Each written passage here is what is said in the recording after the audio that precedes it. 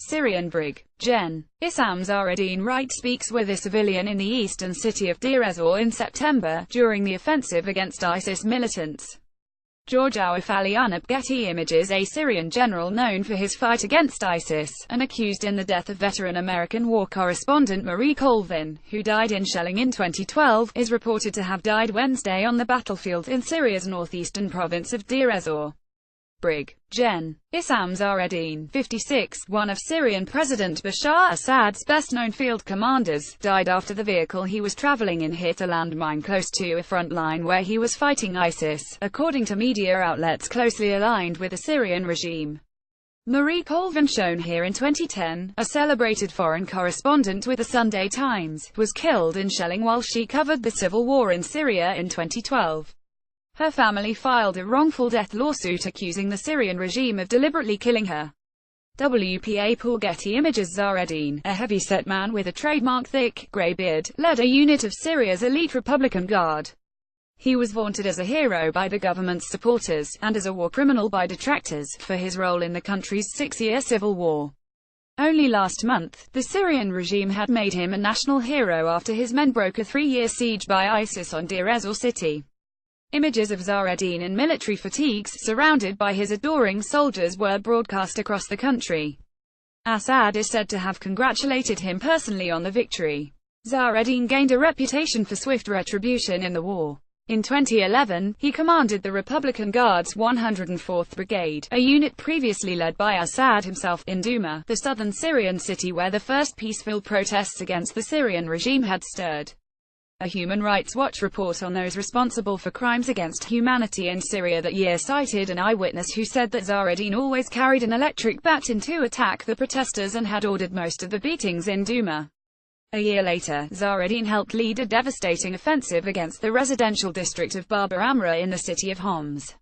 Faced with an insurgency, the regime surrounded this area, blocked supply routes and shelled it relentlessly, flattening entire buildings. Many civilians were trapped, and dozens were killed in the attacks. Among those who died was Colvin, then working for Britain's Sunday Times newspaper.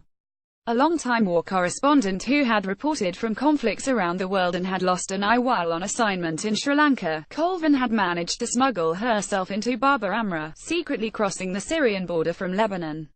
As one of the few foreign journalists inside the area, she bore witness to what was happening and appeared in broadcasts via satellite for several major news outlets. Speaking from a media center set up by Syrian opposition activists in Baba Amra, she spoke to BBC News Britain's Channel 4 and CNN. She told the BBC that Assad's forces were shelling with impunity, with merciless disregard for civilians. And she told CNN's Anderson Cooper that it was a complete and utter lie, that they're only going after terrorists. The Syrian army is simply shelling a city of cold, starving civilians. Colvin and Remy Oclick, a French photographer, died shortly after that interview, when an artillery barrage destroyed the media center she had been broadcasting from. Last year, members of Colvin's family filed a wrongful death lawsuit in a district court in Washington, D.C., saying they have evidence that Colvin was intentionally murdered by the Syrian government in an assassination. The family claims in the lawsuit that Zahreddin had executed a plan to kill foreign journalists in the media center after an informant tipped off the leadership to their whereabouts. The lawsuit says Zahreddin was acting on the orders of a central crisis management cell whose members included Assad.